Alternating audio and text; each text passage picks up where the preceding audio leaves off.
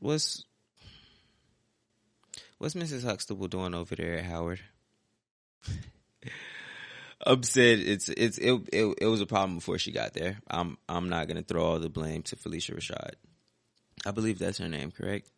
I really hope that I didn't get it wrong, but nah, it's not her fault. But she's willingly joined into a system that was in place already, and her being the biggest name, she's bigger than Dr. Carr, right? Yeah, her being the biggest name associated with that system, when a magnifying glass gets put on it, like how it. Let me give some context. I went to Howard. Full transparency, I did not graduate. A lot of it was financial. A lot of it was like, fuck this shit. But regardless, the first thing that I could say is any of these claims that these young adults are making, they're accurate. Everything they're saying, those are problems with living at Howard. Not enough, like, in their HBCU problems too, but I only went to one HBCU, so I can only go for the fact that people who went to other ones will hit me with the me too. You feel me? But I could say that that particular one, if they say it's rats, mold, horrible living conditions and shit like that, like, I could say it's been that way for at least 10 years since when I got there. And they at least have AC in the freshman dorms now. So that's a positive. I will say that they've been doing little things to try to add new stuff. I wouldn't particularly say fix up the school. I don't know anything that was shitty and now it's nice. But like, there are things that was like, that used to not exist and now it's here and it's nice. So, you feel me? That stands for whatever it stands for. But again, I'm when I look at this situation, I think less, damn, it's real messed up what Howard's doing and where is all this money going and blase, blase, blah. I think it's out. I don't want to say it's outlandish again. Didn't I just refer to this Travis Scott situation as outlandish? There's a lot of outlandish shit going on.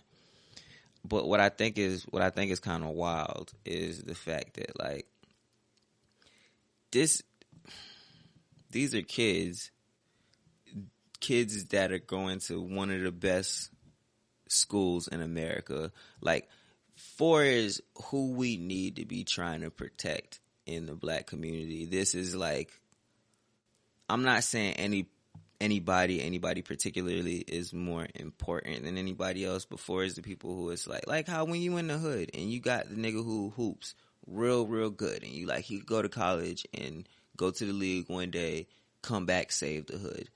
And everybody in the hood kind of like, they're very protective of this person. Like, you're not just gonna bully him. You feel me? Not necessarily, they're not gonna necessarily be throwing him money illegally or getting him involved in bad stuff like that. You feel me? It's just, he has a chance to get out. So like, this is who I'm gonna like protect.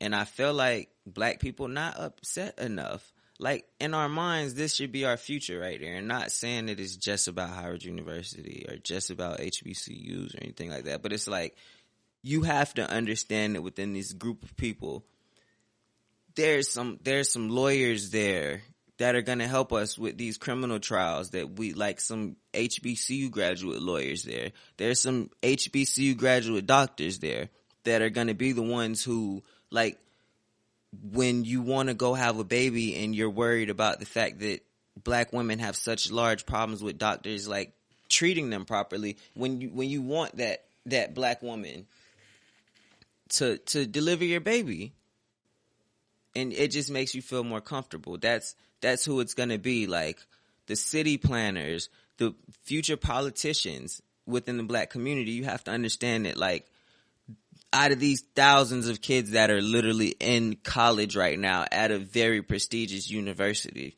some of them are there, and like, why aren't we more upset?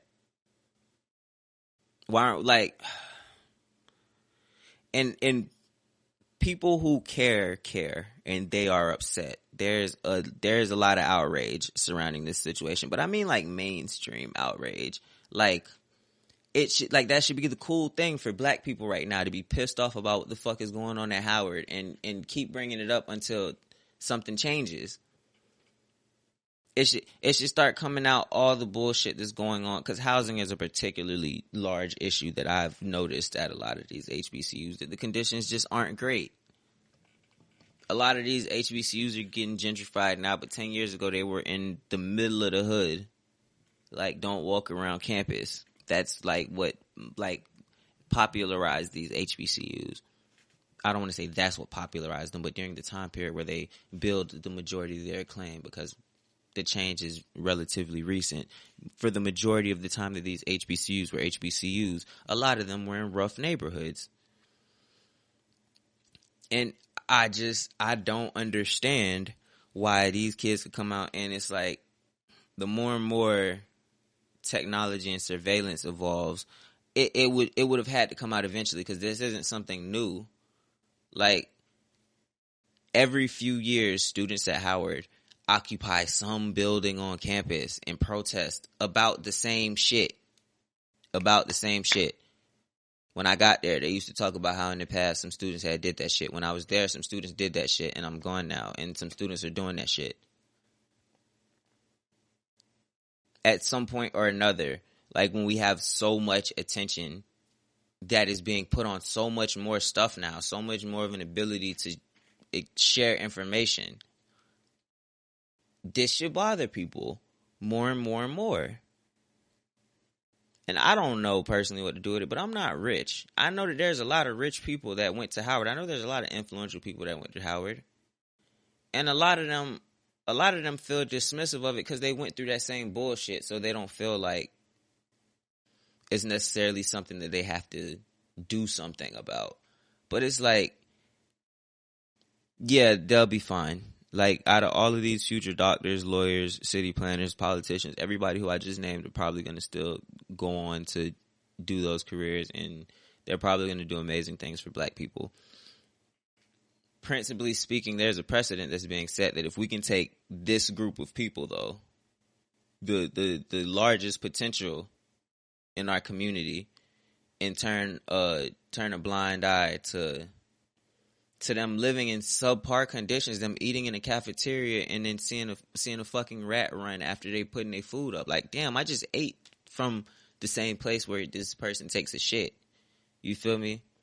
If we could be okay with them living in subpar conditions and things of that nature, then how do we feel about maybe the high school dropout or the college dropout, community college students? The ones who maybe graduated high school and just went to trade school. The people who are just trying to figure things out. What are we going to accept for them?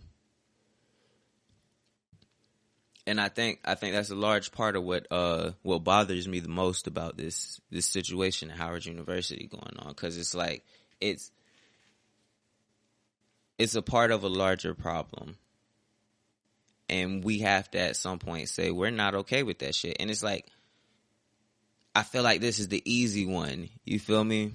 Like, when you got the guy who the police killed, and they're bringing up every single fucking thing that he's done wrong in his entire life, and now there's this argument among the public between did he deserve to live or did he deserve to die? Like, that's easy and that's hard. Like, it's obviously he deserved to have his moment in court, or he deserved to go through the proper processes of the law. That's easy, and that's still a difficult one. That's still a tough one to navigate. How are we going to get our humanity across to, you feel me, the world? An issue that we've had as black people for such a long time.